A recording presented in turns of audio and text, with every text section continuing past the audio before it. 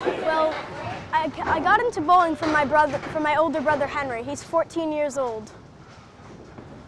And he was so good that it made me kind of want to be like him. So here I am now, trying to follow in his footsteps.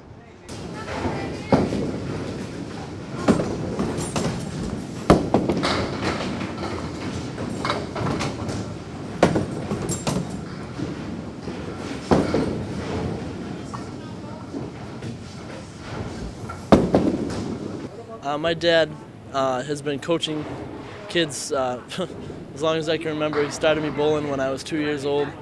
And you know, I've always wanted to follow in his footsteps. I bowled in the youth league here at Pilgrim Lanes. I believe I started right at 5 years old, and I just graduated from the league as it's grown. It's grown through those years, and I actually became a coach this year. Became part of the coaching staff to help the kids out and get the game going. At the Bowling Rim, in the last couple of years, we have actually put on what they call a friendship dance, so that the kids from Canada and the kids from the U.S. get together at the friendship dance, and we kind of have a dance at the bowling center. And we do the chicken dance, and we do the electric slide. We do all these crazy dances, and I never stop dancing. The whole night, I never stop dancing. I'm dancing with these kids, get these kids involved, because it's good, clean, healthy fun for these kids to be involved in this type of arrangement. You get to have lots of fun, and it's a family activity.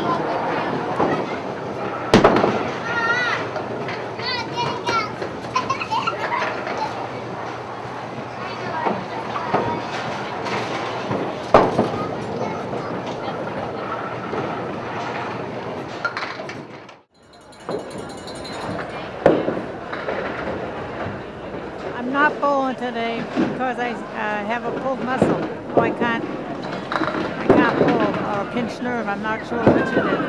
I'm on a stronger medication, so I can't bowl until I stop taking the medications. So I'm weaning myself off of them, and then I'll be able to bowl again. I hope so in another week or two. Yeah.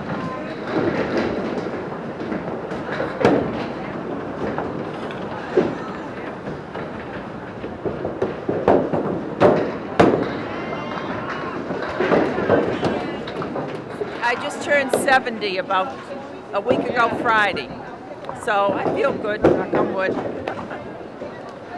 Our age, we're almost ready to shut down, but they need some young people to come in and fill up the void.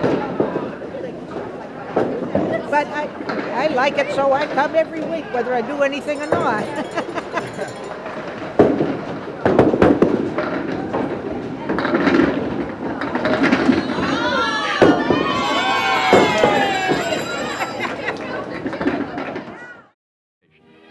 Bowling is enjoyed by all kinds of people of all ages the world over.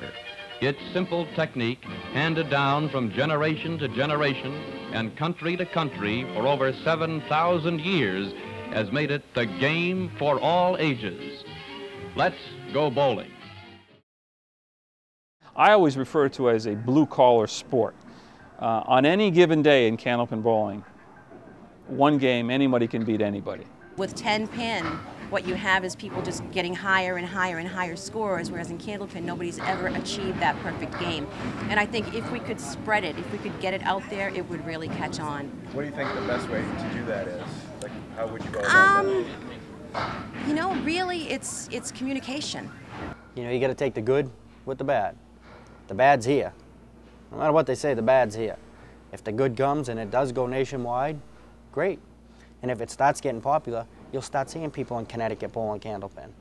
You'll see them in Missouri, Florida, you know what I mean? They'll be everywhere doing it. But it's only here. Will it ever become extinct? Boy, I hope not.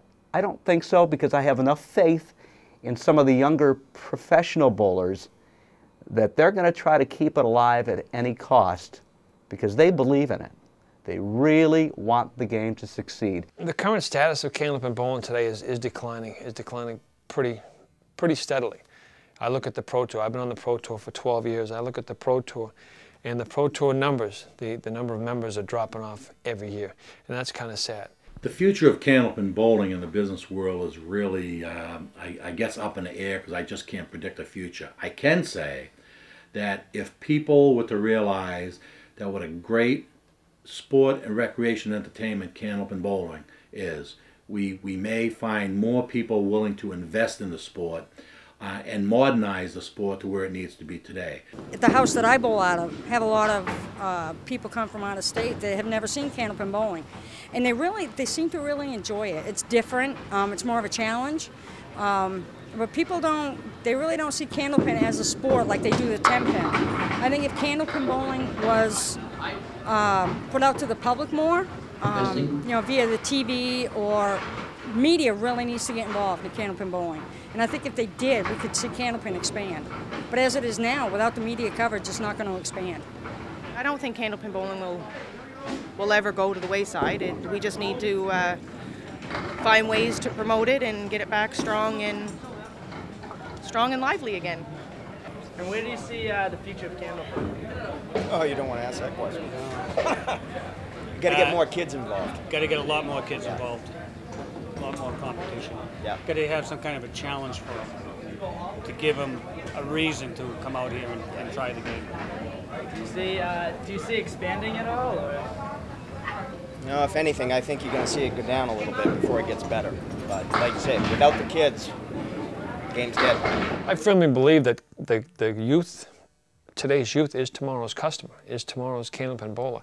If we don't capture the youth today, there's a good chance this game isn't going to continue. And I love the game so much. I need to make it continue because in 30 or 40 years, I still want to be playing this game. You know, at 70 or 80 years old, I can play this game. And I'm watching 70 or 80-year-old people play it today, and they're having a lot of fun at it. So I want to be able to do that. If we don't capture the youth of today, the CVS strip malls and whatnot are going to come in and get this prime property and tear these bowling centers down, and it's going to go away. Yeah, thank God we got people like Bart. I mean, Bart's great with the kids. I mean, I've never seen so many kids, but you used to have All Saints in Haverhill, Academies in Haverhill, and Pilgrim, and they had leagues on Saturdays, all of them, and they were all pretty much full. Now they're all just at Pilgrim. And if Bart wasn't there, I don't think that league would be there. And then now the kids don't have nothing. So let's just let them go on the streets. You know, he's doing a great job with them, and we got to keep it going for the kids. And nobody has the fire. You got to spark somebody up, and it all comes from the top. I don't think it's going to. It may spread, but I don't think it's going to spread to the point where we're going to see it in 25 of the 50-some states that we have. I don't think that's going to happen. A lot of the misnomers about Candlepin bowling is that some of the Candlepin houses closed down, and I think the reason why they were built in the 50s, the 60s, and the 70s on secondary roads, and all of a sudden those secondary roads are now major thoroughfares, and you got your big corporations, your Walmarts and your CVS's and things like this that come in and say, we need property like this on majors, and someone comes in and offers you several $1 million for your property. That's a lot of bowling games. It's America's best kept recreational secret, and until somebody famous comes out and champions the cause, it's going to be a tough sell across the rest of America. They like their 10-pin. Do you ever see Candlepin expanding outside the regions of New England, or do you think it's No, they tried it. They tried it. In fact, ex-world champion Tony Baldinelli, he went out and opened the lanes for Brunswick in Cleveland, Ohio, I think. And I think that lane is still going, Candlepin lanes out there. And they was going to do it again in California somewhere, but I don't think they ever did it. So you think it will remain a region? Yeah, it's a New England and Canadian province as well. Yep, and this is our game. You know, that 10-pin goes all over the whole country. You know, but this is our game right there.